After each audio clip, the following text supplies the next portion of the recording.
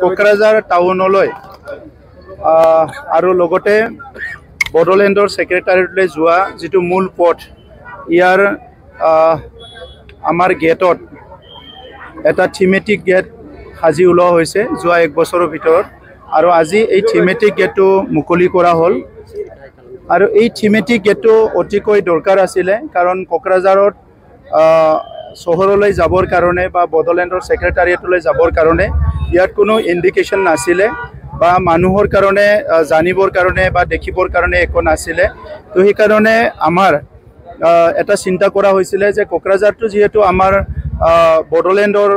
capital town হয় বা নগৰী হয় এই কোকৰাঝাৰলৈ যোৱা মূল যেটো পথ হিটো সজাব লাগে আৰু ইয়াত এটা থিমেটিক গেট লাগে আজি এই থিমেটিক গেটটো আমি মুকলি কৰিলো ইয়াত আমাৰ সাংস্কৃতিৰ খাম সিপুং আমাৰ চেৰজা এই গোটেই সাংস্কৃতিকৰ বিভিন্ন এলিমেন্টস বিলাক বিভিন্ন আমাৰ ইনস্ট্ৰুমেন্ট বিলাক লৈ প্লাই গেটটো ডিজাইন কৰা হৈছে আমাৰ ডিজাইনাৰ সঞ্জীৱ দৈমাৰী ডাঙৰীয়াক ধন্যবাদ জনাইছে অতি সুন্দৰ এটা গেট ইয়াত নিৰ্মাণ কৰি ওলাইছে মই আশা কৰো এই গেটটো সবে দেখি পেলাই আমাৰ সাংস্কৃতিৰ কথাটো মনত ৰাখিব আৰু কোকৰাঝাৰত দীঘলীয়া সময় এটা সংগ্ৰাম হ'ল এই সংগ্ৰামৰ দ্বাৰা আমাৰ বড়ো সকলৰ লগতে এই অঞ্চলত বসবাস কৰা সকলো জাতি জনগোষ্ঠীৰ নিজৰ নিজৰ সাংস্কৃতি পৰিচয় অস্তিত্ব ভাষা জীয়াই ৰখাৰ কাৰণে এটা সংগ্ৰাম হৈছিল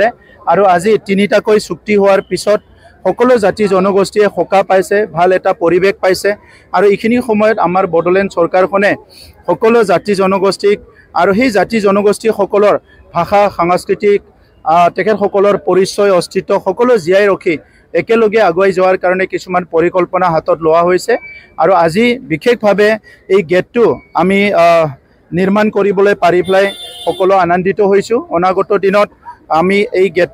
গেটত যিখিনি সাংস্কৃতিক এলিমেন্টস বিলাক ৰাখিছো অইন জনগোষ্ঠীৰ কাৰণে আমাৰ এই কাৰিগাঁৱৰ পৰা ছেক্ৰেটাৰিয়েটলৈকে যি 18 কিলোমিটাৰ ৰাস্তা আছে এই ৰাস্তাটো ভৱিষ্যতত এইটো 4 লেন কৰাৰ এটা আমাৰ পৰিকল্পনা আছে আৰু যেতিয়া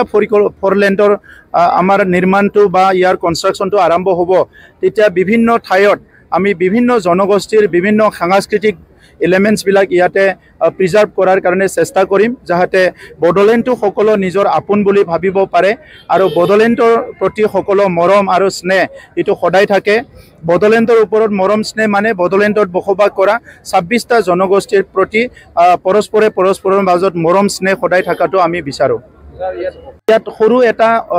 ঠাই আছে ইয়াৰ কাৰণে লিখিব পৰা নাই কিন্তু ইয়াৰ বোথ সাইড এটা সাইনবোৰ্ড লগোৱা হ'ব গ্লো সাইনবোৰ্ড য'ত বড়ো আৰু অসমীয়া শব্দৰে ইটো দিনে ৰাতি দেখা পোৱা এটা গ্লো সাইন কৰি প্লাই ইয়াৰ মানে গেটত মানে ইটো লিখা হ'ব আজিৰ ইস্যুত আমি বহুখিনি বিষয় আলোচনা কৰাৰ লগতে 4টাকৈ বিষয় অহাকালি আমি এছেম্বলিত আলোচনা কৰিম আৰু সেই বিষয়ৰ ভিতৰত আমাৰ খৰাং যেটো দ্ৰোট হৈ আছে ইয়াৰ বিষয়টো আমি লৈছো আমাৰ অঞ্চলত যেটো দৰিদ্ৰ সীমাৰেখাৰ তলৰ পৰিয়ালবিলাকৰ তেখেতসকলৰ যেটো ইনকাম এটো কেনেকৈ আমি বাঢ়াব পৰা যায় ইয়াৰ ওপৰত এটা চিন্তা চৰ্চা কৰিছো আমি এটো অহাকালি আলোচনা কৰিম আৰু ইয়াৰ লগতে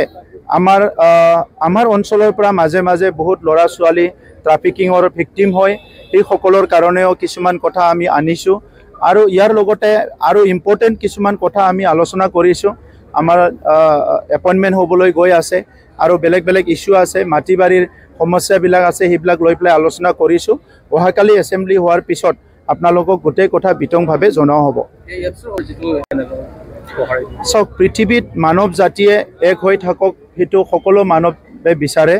আৰু এটা জনগোষ্ঠীয়ে নিজৰ জনগোষ্ঠীৰ ভিতৰত একতা হৈ থাকক হেতু সদায় বিচাৰে আৰু জাতীয় সংগঠনবিলাকে সদায় নিজৰ জাতিৰ কথা লৈ প্লাই চিন্তা কৰে আৰু জাতিৰ ভাল কথাবিলাক চিন্তা কৰি জাতীয় সংগঠনবিলাকে কথা কয় কিন্তু ৰাজনীতিক ক্ষেত্ৰত এই কথাবিলাক বহুত ভাবিব লগা হয় আগতো বহুতবাৰ মই যেতিয়া এপছুত আছিলো বা বিভিন্ন জনে বড়ো সাহিত্য সভা নিখিল বড়ো ছাত্ৰ সন্থা বড়োসকলৰ ঐক্যতাৰ বহুত প্ৰচেষ্টা কৰি আহিছে কেতিয়াবা সফল হৈছে কেতিয়াবা হোৱা নাই আৰু এই আহ্বানটো নিখিল বড়ো ছাত্ৰ সন্থাই আগতো ৰাখিছে এতিয়াও ৰাখিছে ভৱিষ্যতো ৰাখিব আমি ইয়াৰ ওপৰত সকলো চিন্তা চৰ্চা কৰিম যে ভৱিষ্যতত কেনেকৈ আমি একত্ৰিত হৈ আগবাঢ়ি যাব পাৰো